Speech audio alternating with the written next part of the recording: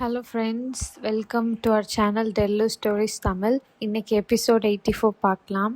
Episode ஸ்டார்டிங்கே Rakshit and மாலதியோட conversation தான் போயிட்டுருக்கு. ஃப்ரெண்ட்ஷிப்பை பிரேக் பண்ணிட்டு போயிட்டா. ரக்ஷித் ஆனால் அவளோட டெசிஷனுக்கு ரெஸ்பெக்ட் கொடுத்து அவளை தடுக்கலை. பட் அப்ராஜிதாவோட அம்மா என்ன சொல்கிறாங்கன்னா, ஒரு முக்கியமான விஷயத்த வந்து அவங்க புரிய வைக்க ட்ரை பண்ணிகிட்ருக்காங்க. ஆப்போசிட்டில் இருக்கவங்க விருப்பத்துக்கு மரியாதை கொடுக்கறது கரெக்டு தான். ஆனால் அதுக்காக நீ ட்ரை பண்ணுறதையே நிறுத்தணும்னு அர்த்தம் இல்லை அப்படின்ட்டு இவங்க சொல்கிறாங்க. ரக்ஷித் கன்ஃபியூஸ் ஆகுறான். அப்ராஜிதா தனியாக அவளோட லைஃப்பை பார்த்துக்கிறேன்னு சொல்லிட்டு போயிட்டா. அப்போது நான் எப்படி அவள் பின்னாடி போக முடியும் அப்படின்ட்டு கேட்குறான். மாலதி ரக்ஷித்க்கு ஹோப் கொடுக்குறாங்க. அவங்க என்ன சொல்கிறாங்கன்னா, இந்த இடத்துல வேறு யாராவது இருந்திருந்தால் கண்டிப்பாக தப்பாக தான் போயிருக்கோம். ஆனால் இப்போ இருக்கிறது ரக்ஷித், நீ இருக்க. நீ அவளோட மரியாதையை காம்ப்ரமைஸ் பண்ண மாட்டேன்னு எனக்கு தெரியும். அதனால தான் சொல்கிறேன், நீ அவளை விட்டு தூரமாக போகாத அப்படின்ட்டு மாலதி சொல்கிறாங்க. இவங்க பேசுகிறதெல்லாம் பார்த்து ரக்ஷித்துக்கே வந்து கன்ஃபியூஸ் ஆகிடும். உண்மையிலேயே இதெல்லாம் நிஜம்தானா? அப்புவோட அம்மா இப்படியெல்லாம் பேசுவாங்களா?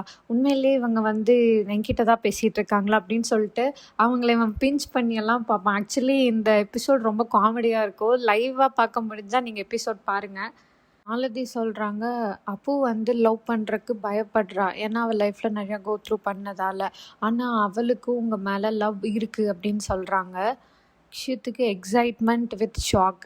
அப்புறம் அவன் ஃப்ளாஷ்பேக்கெல்லாம் யோசிச்சு பார்க்குறான். ரக்ஷித்தோட பர்த்டே செலிப்ரேஷன், தென் அப்பு செஞ்ச பிரெட் ஜாம் கேக், அப்பு சொன்ன ப்ராமிஸ், நான் எப்போவுமே உங்கள் கையை விட மாட்டேன் அப்படின்னு ஒரு டைம் சொல்லியிருப்பா. இது எல்லாத்தையுமே அவன் நினச்சி பார்த்துட்ருக்கான். இதே சொல்லுவாங்க, இதெல்லாம் சொல்லி புரிய வைக்கிறதுல இல்லை, வெயிட் பண்ணுறதுல தான் இருக்குது. அப்பு வந்து பயத்தில் அவளோட லவ்வை ஃப்ரெண்ட்ஷிப்பில் மறைச்சி வச்சிருக்கா அப்படின்ட்டு அவங்க அம்மா சொல்கிறாங்க. இவங்க என்ன சொல்கிறாங்கன்னா, அவளை கம்ப்ளீட்டாக உடைக்க வேணாம், கதவை தட்டிகிட்டே இருந்தால் ஒரு நாள் அந்த கதவு கண்டிப்பாக திறக்கும்ல அப்படின்னு சொல்லிட்டு ரக்ஷித்துக்கு ஒரு நம்பிக்கை கொடுக்குறாங்க.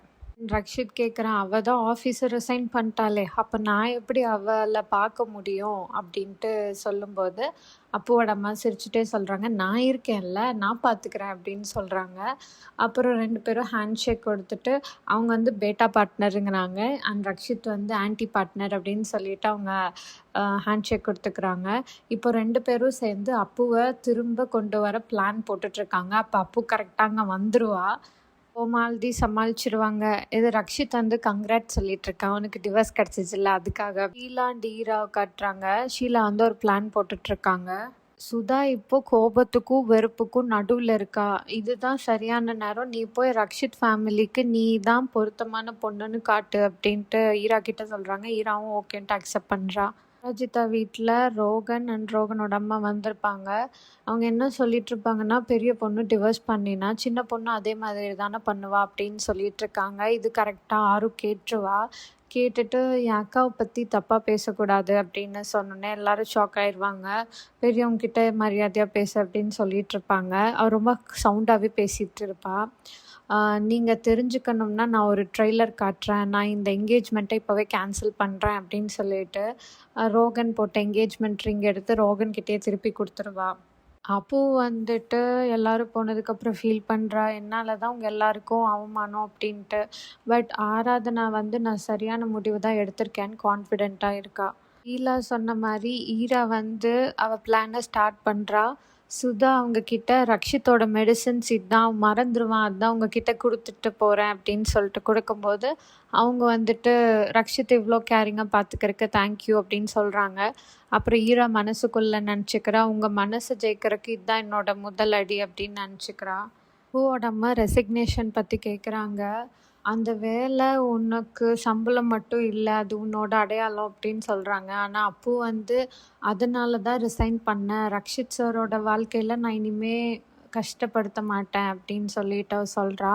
அண்ட் அவள் என்ன சொல்கிறான்னா, இப்போ நான் அப்பாவோட கனவை நிறைவேற்ற போகிறேன், வினாஷ் சாரீஸோட ஹவுஸை இன்னும் மறுபடியும் திறக்க போகிறேன் அப்படின்ட்டு அவள் சொல்கிறா.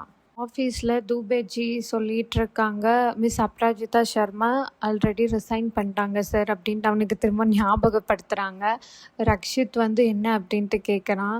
அப்புறம் உடனே அப்ராஜிதாவை மறுபடியும் ஆஃபீஸ்க்கு கொண்டு வர ஏதாவது ஒரு வழி கண்டுபிடிக்கணும் அப்படின்ட்டு டிசைட் பண்ணுறான். இதோட இந்த எபிசோட் முடிஞ்சிச்சு. இந்த எபிசோட் உங்களுக்கு பிடிச்சிச்சுன்னா லைக் பண்ணுங்கள், சப்ஸ்கிரைப் பண்ணுங்கள். கீழே கமெண்ட் பாக்ஸில் உங்கள் கமெண்ட்ஸை சொல்லுங்கள். ஸோ நாளைக்கு பார்க்கலாம். பாய்.